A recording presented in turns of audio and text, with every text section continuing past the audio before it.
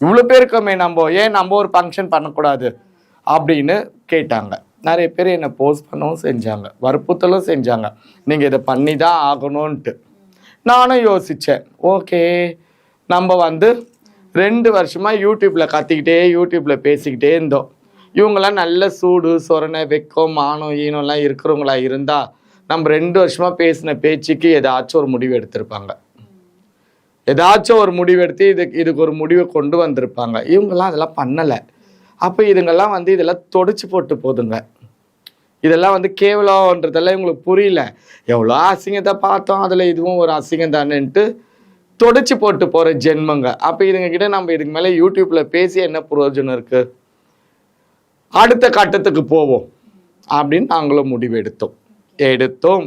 வேணும்னு பண்ணோம். இது எல்லாமே நாங்கள் பிளான் போடுதா செஞ்சோம். என்ன இப்போ அடுத்த கட்டத்துக்கு போவோம்னு முடிவு எடுத்தோம்.